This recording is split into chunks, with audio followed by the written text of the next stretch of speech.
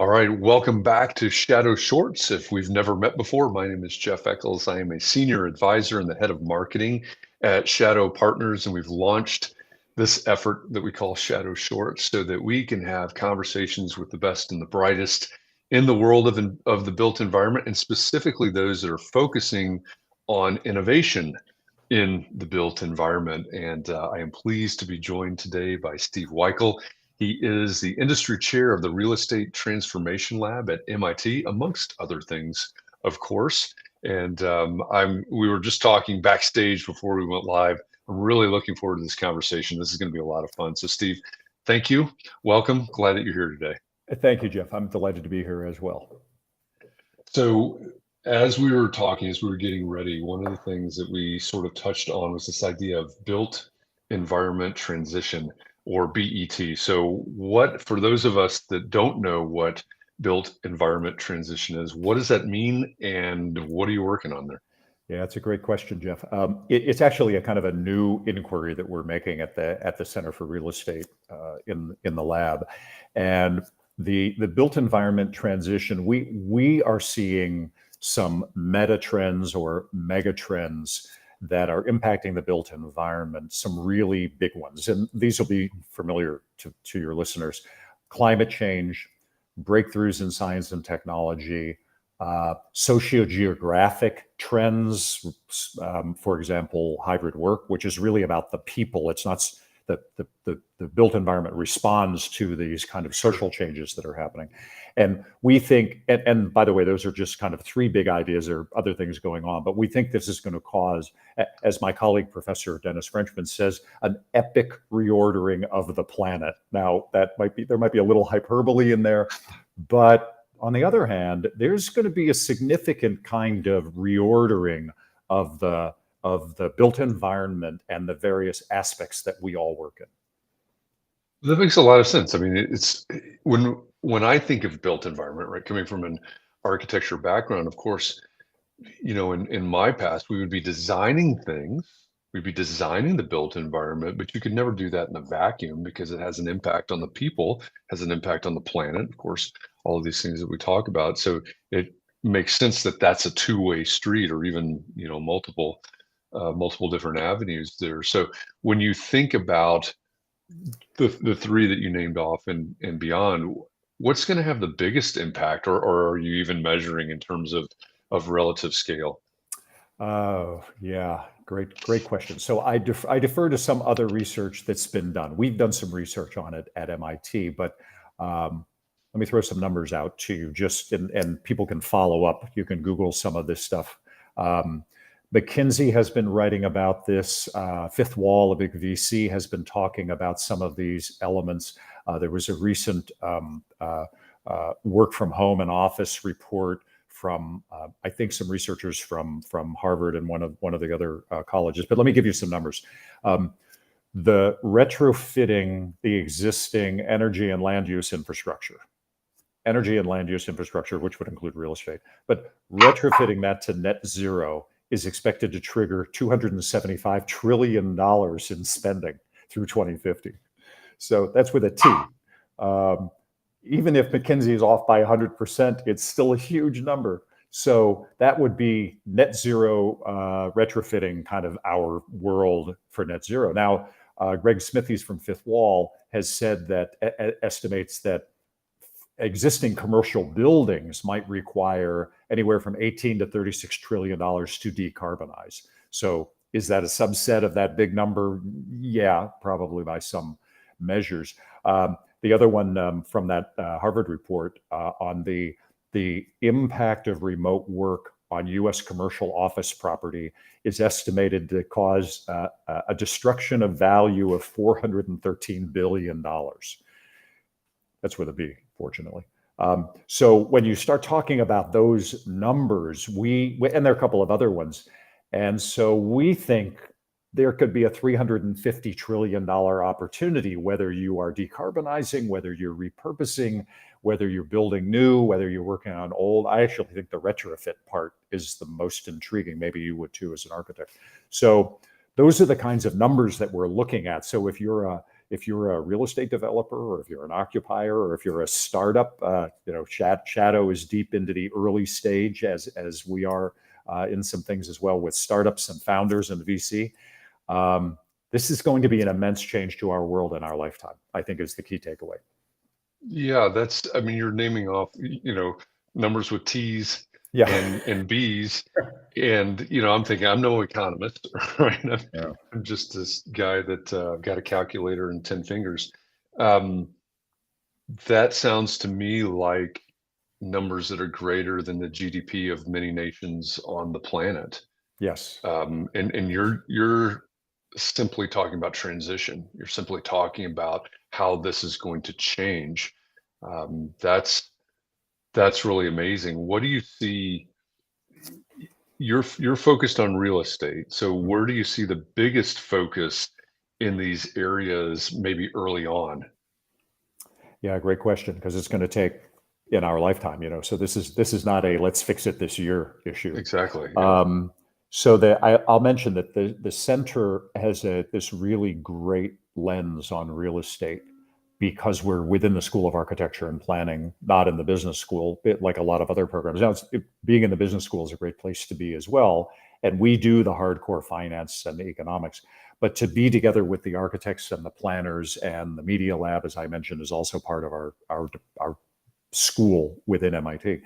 So we get this holistic view of what's happening. And what that means is that we don't just look at the building.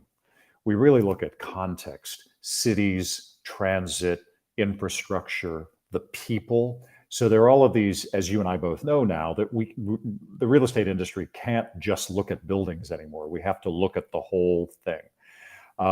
So to answer your question, then, I think that climate is probably the most pressing. It all seems to be connected to climate.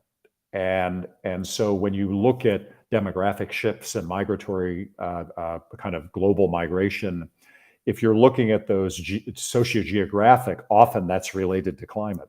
And if you're looking at science and technology, often that's related to climate. So I think the alarms have been sounded. This has been percolating. And it just seems to me, and I don't know, maybe you have a different perspective, but it seems to me that in the last couple of years, just recently, the alarm bells are really loud. Right. About if we don't do something, we might really be in a jam. Right. Yeah. So I think the climate, to answer your question, I think climate, the center's doing some work on how do we retrofit? Is there some kind of standard way that we can retrofit and then determine value? Because it does add value, but if you don't have data, you can't prove it to the industry. So, you have these early adopters that are kind of flying without a net. That's why I think climate is going to be the key thing.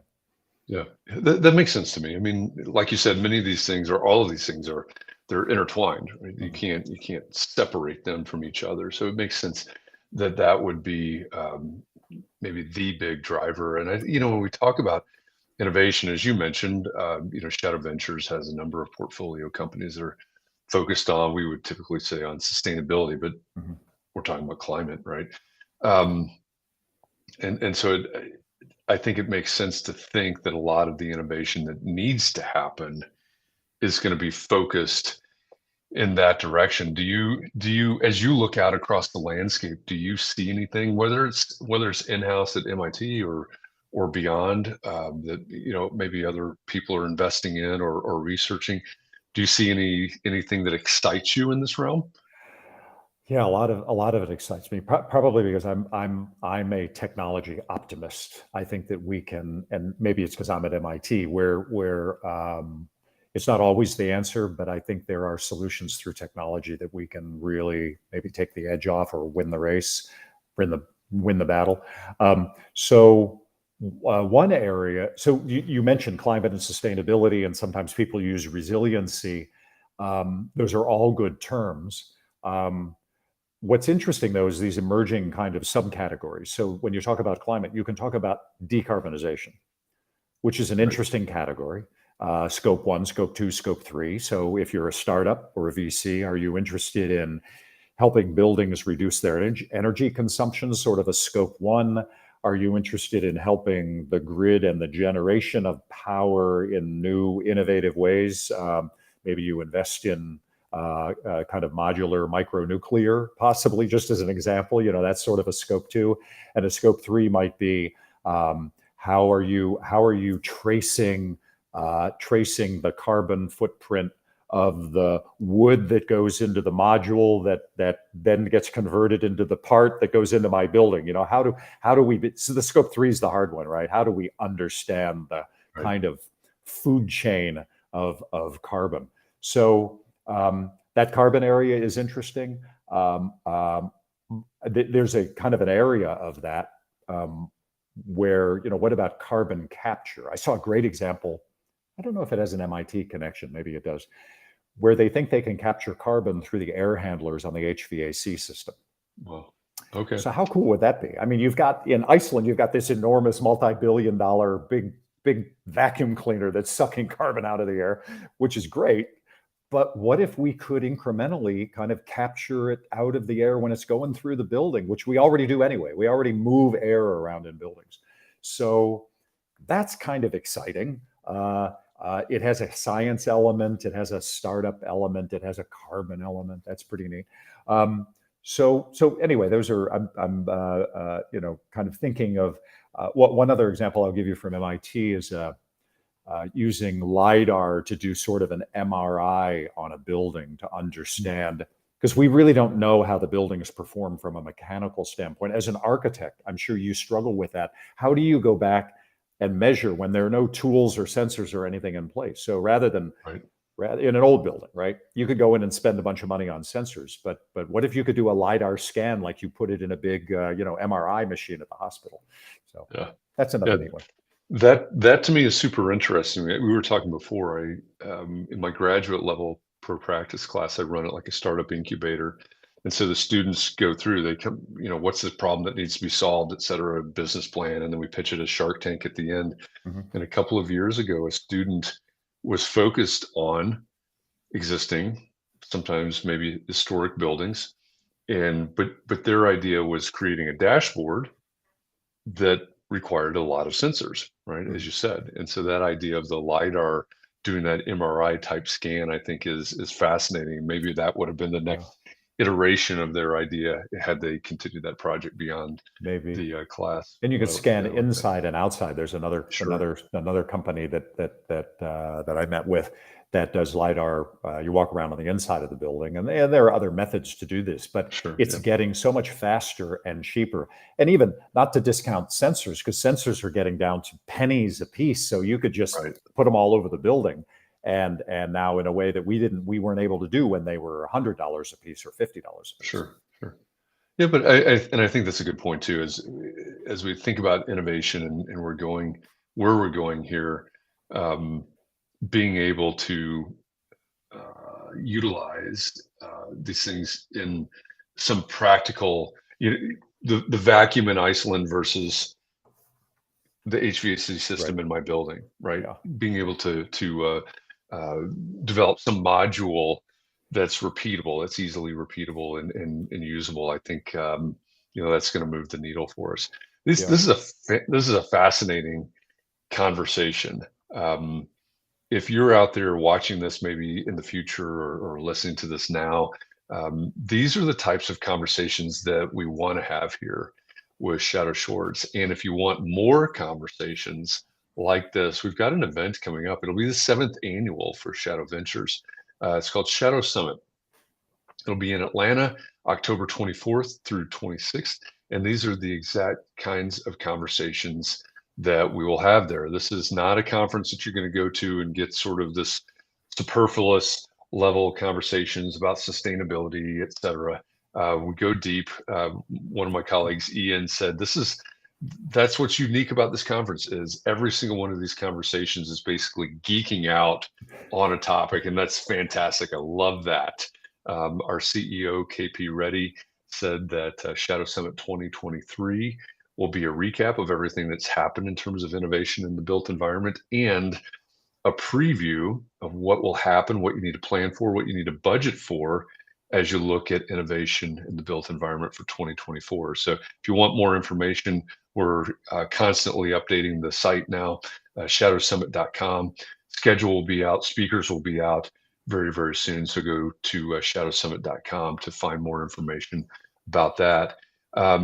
Steve, if people want to know specifically about what's going on in your area at MIT or anything else that you're working on, where should they go? How do they contact you? A couple of resources. One would be the MIT Center for Real Estate website, which is cre.mit.edu. Sign up for the newsletter that we send out every month that gives updates on the research from the various labs. I think that's a great resource. The other possible resource is the Sensible City Lab within the School of Architecture and Planning, also the Media Lab website. And actually, the School of Architecture and Planning has their own newsletter about what's happening throughout the MIT community related to the built environment. So any of those would be good resources. I think the Center for Real Estate is probably the one that is aggregates the most relevant and useful information for people in the industry. Sure, sure. That's great. This is another one of those conversations that I would love to continue this for about another hour, but it's called Shadow Short, so we got to wrap it up. Totally understood, but glad to come back anytime. Absolutely. I'm going to take you up on that. I really appreciate you being here. So thank you to all of you out there that are watching this or listening to this. This has been Shadow Shorts with Steve Weikal, Industry Chair of the Real Estate Transformation Lab at MIT. My name is Jeff Echols.